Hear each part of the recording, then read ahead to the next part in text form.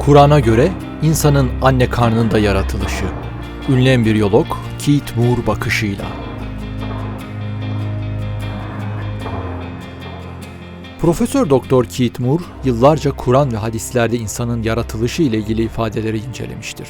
Bu videoda insanın yaratılış süreciyle ilgili anlatılanların tamamı Moore'un ortaya koyduğu çalışmalara dayanmaktadır. Konu ile ilgili yorumlar ve çıkarımlar Keith Moore'a aittir. Kur'an-ı Kerim, astronomi, arkeoloji, jeoloji, botanik, zooloji, embriyoloji, tıp gibi modern bilim dallarının ancak yakın zamanda keşfettiği gerçekleri 1400 yıl önce ortaya koymuştur. Modern bilim, gözlem ve deney yoluyla maddeyi anlamaya çalışır.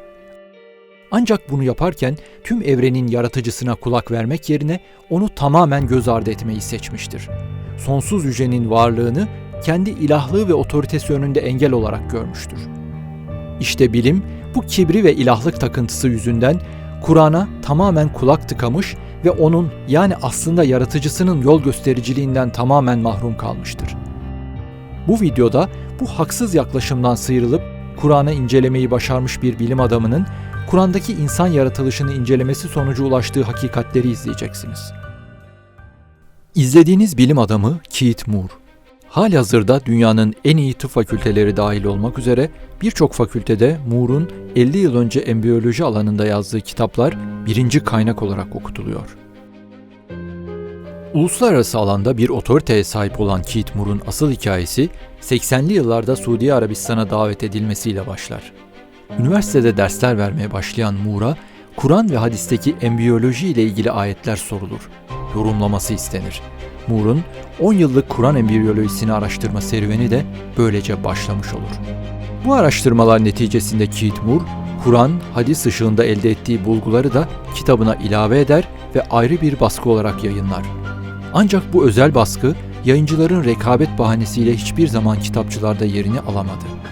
Evrimci, materyalist ve ateist bilim adamlarının çoğunlukta olduğu günümüzde ise bırakın bu kitabın kopyasını, dijital dokümanını bile bulmak neredeyse imkansız hale gelmiştir. Now, as far as we know from the history of embryology, little was known about the staging and classification of human embryos until the last 100 years. Also, the early human embryo is of such a minute size that detailed studies would have been impossible without the microscope. The Islamic system for classifying human embryos is amazing since it was recorded in the 7th century AD. The descriptions of human embryos in the Quran cannot be based on scientific knowledge in the 7th century. The only reasonable conclusion is that these descriptions were revealed to Muhammad, peace be upon him, by God. 17. yüzyılda spermin döllenmedeki rolüyle ilgili çalışmalar yapılmış, ancak bu çalışmalar sonucu spermin küçük bir insan minyatürü taşıdığı düşünülmüştür. 18. yüzyıla kadar insan embriyolarının bir sperm ve bir yumurtadan oluştuğu bile anlaşılamamıştır. Keith Moore'a göre Kur'an'da embriyolojik gelişim evreleri 3'e ayrılıyor. Nutfe, halk ve inşa.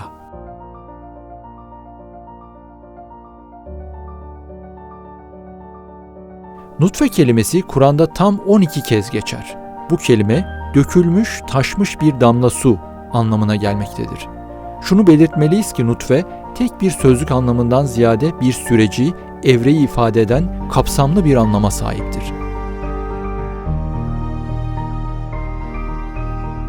Bu evre, Kur'an'da döllenmeden zigotun rahim duvarına yerleşmesine kadar olan ilk 2 haftalık zaman dilimini kapsar.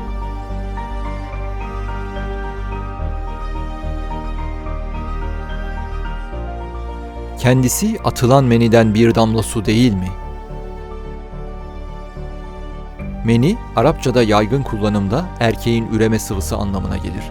Ancak hadislerde meninin kullanımına bakıldığında meni kelimesinin erkeğin üreme sıvısı ile beraber kadının üreme sıvısını da kapsayan bir terim olduğu görülür. Erkeğin menisinin yalnızca %2 ila 5'i spermden oluşur. Kalan %95'i ise hormonlar, çeşitli enzimler, fosfor, potasyum, çinko ve sitrik asit gibi kimyasallardan meydana gelir. Ayette insanın meniden bir damla olduğu ifade edilmiştir. Moore, Bu ayette geçen meniden bir damla ifadesinin erkeğin menisinin içindeki sperme işaret ettiğini, yine aynı şekilde bir kadının menisindeki bir damlanın ise yumurta olduğunu söyler.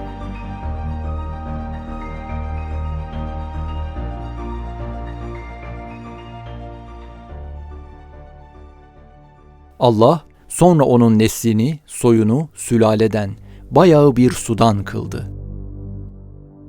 Sülale. Sülale, süzme, köken, öz, hülasa anlamları taşır. Buradaki anlam, çok sayıda sperm ve yumurtadan yalnızca birer tanesinin seçilerek döllenmeye katılmasıdır.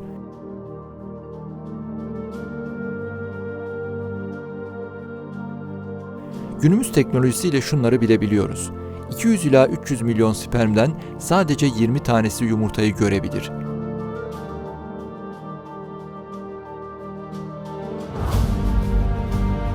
Bu spermlerden yalnızca bir tanesi yumurtaya girebilir. Bu ilk sperm yumurtaya girdikten sonra yumurtanın kabuğu hızlıca sertleşir. Sonrasında diğer spermlerin girişine izin verilmez. Aynı şekilde onlarca yumurta her ay olgunlaşmaya başlar.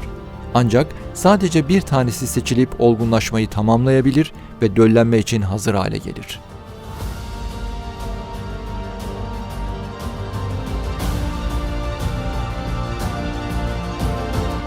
Onu bir nutfeden yarattı ve onu takdir etti, düzenledi. Sperm yumurtaya girdikten sonra zigot oluşmaya başlar. Ancak zigotun karakteristik özellikleri, yani çocuğun genetik haritası hemen oluşmaz. Sperm ve yumurtanın kromozomları 24 saat içinde birleşir ve karıştırılır. Embriyonun DNA'sı bu karışımdan oluşur. Her şeyin yaratıcısı sonsuz yüce Allah, Kur'an'da bu olayı planlama, dizayn etme, hesaplama gibi anlamlara gelen takdir kelimesiyle ifade etmiştir. Bu tarz bir genetik karışımın varlığı ve bu karışımın çocuğun karakteristik özelliklerini, hatta cinsiyetini belirlediği gerçeği 1920'lere kadar keşfedilemedi. Muhakkak biz insanı nutfe, emşaç, karışık sudan yarattık. Onu işiten ve gören kıldık ki deneyelim. Nutfe, emşaç, karışık bir nutfe anlamına gelmektedir. Buradaki önemli ayrıntı, nutfenin tekil bir isim, emşacın ise çoğul bir sıfat olmasıdır. Dil bilgisi kurallarına göre tekil bir ismi tekil bir sıfat nitelemelidir. Ancak tekil ismin ordu, düzine gibi çoğul anlamlar içerdiği durumlar istisnadır. Bu nedenle nutfe, emşaç tamlamasındaki anlam tefsirciler için büyük bir gizemdi. Ancak şu an bu tamlamayı zigotun, yani döllenmiş yumurtanın tek bir yapı olmasına rağmen gelişerek ve bölünerek 16 veya daha fazla hücre içeren bir kitle morula şeklinde olmasıyla açıklayabiliyoruz. Kadınlarınız sizin tarlalarınızdır. Tarlalarınıza dilediğiniz gibi varın. Hars, tarla, ekin anlamına gelir. Yumurta döllendikten sonra zigot haline gelir. Zigot 5 gün içerisinde gelişerek rahme varır. Zigotun gelişmiş hali olan hücreler kümesinden oluşan bu yeni yapıya blastokist denir. Blastokist rahme vararak rahim duvarına yerleşir. Bu yerleşme bir tohumun toprağa ekilmesi gibidir. Blastokist tohum gibi kök salar. Tıpkı bir bitkinin toprakta suya ulaşmaya çalışması gibi anne rahmindeki damarlara ulaşmaya çalışır. Kandaki besin ve oksijene ihtiyaç duyar. Hars, yani implantasyon evresi 6. günde başlar ve 14. günde son bulur. Sırada Kur'an'da halk olarak geçen şekillendirme evresi var. Halk evresinin ilk aşaması alak. Yaratan Rabbinin adıyla oku. O, insanı bir alaktan yarattı. Sonra o nutfeden alak olarak yarattık. Alak, sülük, kan pıhtısı, asılan şey anlamlarını taşır. Nutfe evresinin son aşamasındaki blastokist, çok hücreli zigot artık embriyo haline gelmiştir. Embriyo ilk dönemlerinde yuvarlak şeklini kaybederek sülük gibi uzar. Böylece insan embriyosu tıpkı bir sülüğün cildinize yapışması gibi rahim astarına tutunur. I had my artist draw that exactly from the textbook showing a leech, and here is a human embryo here, and they're on the 21-22 days, and I think you have to agree that they look very much alike. Bu ayetin mucizesi sülükle embriyonun benzerliğinden ibaret değildir. Alakın kelime anlamlarından olan kan pıhtısı resmi tamamlamaktadır. Alak yani embriyo aşamasının başlangıcı 2. haftadır. 3. hafta ise ilkel bir dolaşım oluşur. Kalp atmaya başlar. Dolaşımın başlamasıyla beraber kan damarları açılır. Bu açılma embriyonun bir kan pıhtısı gibi koyu kırmızı ve katı sıvı arası bir yapıya sahip olmasını sağlar. O alaktan muzga olarak yarattık. Muzga, çiğnenmiş et parçası anlamına gelir. Alaktan muzgaya geçiş çok hızlıdır. Alakın son günlerinde muzga zaten başlamıştır. Alak aşamasından hemen sonra insan embriyosu çiğnenmiş et parçasına çok benzer. Bunun nedeni embriyo üzerindeki erken omur veya omurga yapıları diyebileceğimiz somitlerdir. Bu somitler çiğnenmiş et parçası üzerindeki diş izlerine çok benzer. Çiğnenmiş tanımlamasını destekleyen bir diğer nokta ise yeni doku oluşumu nedeniyle embriyonun ağırlık merkezinin değişmesi ve dönmesidir. Bu değişimler aynı çiğnenen bir lokmanın kıvrılması gibi embriyonun arkasının kıvrılmasını sağlar. The mudga meant a chewed substance. I thought of the embryo here. You see these little bead-like structures, which we call somites. They are beginning of what will be the vertebrae or the backbone. That this chewed stage could be referring to these somites, which have the appearance of, as I did at that time, took a piece of gum and bit into it, and you're left with these teeth marks, which look very much like this. Ey insanlar! Eğer kalkıştan yana şüphe içindeyseniz, muhakkak biz sizi topraktan yarattık. Sonra bir nutfeden, sonra bir alaktan, sonra belirli ve belirsiz bir muzgadan. Bu ayette kısmen belirli, kısmen belirsiz anlamına gelen bir ifade yer alır. Muzga aşamasında embriyonun bazı iç organlarının farklılaşması başlamış, bazıları içinse henüz farklılaşma başlamamıştır. Bu aşamada embriyo biçimsiz, tam olarak farklılaşmış organları olmayan, farklı dokulardan müteşekkil bir formdadır. Örneğin göz, kulak ve kalp gibi bazı organlar gelişip farklılaşırken, üreme, boşaltım ve sindirim organları daha geç farklılaşır. Dolayısıyla ayette geçen tanımı tam anlamıyla karşılayan bir muzgaya sahibiz. Sonra o muzgadan izam, kemik olarak yarattık. İzamın kelime anlamı kemiktir. Muzga aşamasından sonra iç organları iyice farklılaşmış olan embriyo, kıkırdak yapısından oluşan bir iskelet geliştirir. Süreç içinde önce bağ doku oluşur, bunlar daha sonra kıkırdak haline gelirler. En son aşamada ise kemik haline gelirler.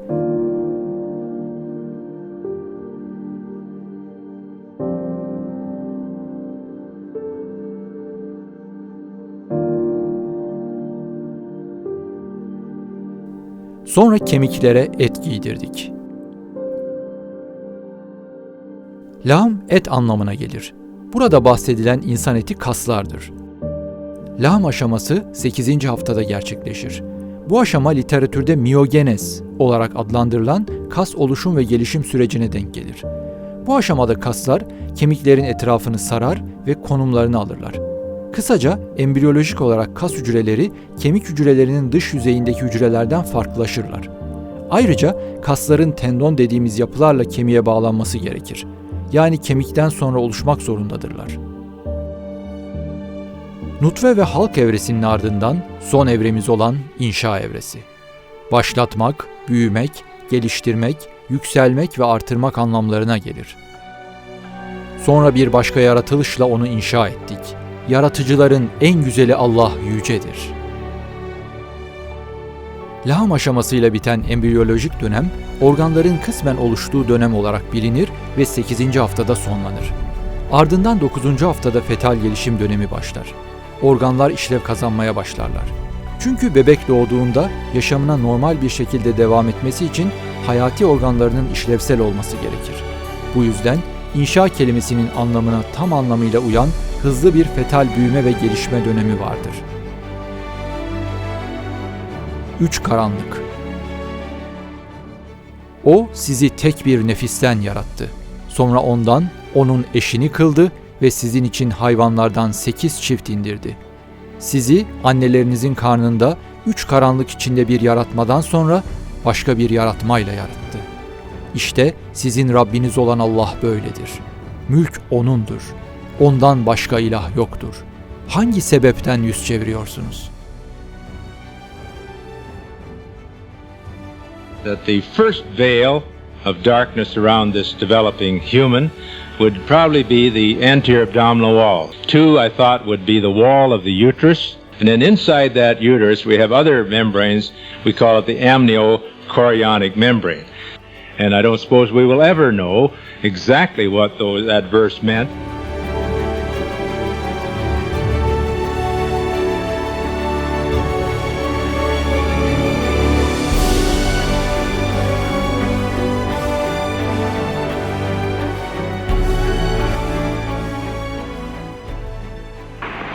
It has been a great pleasure for me to help clarify statements in the Quran about human development.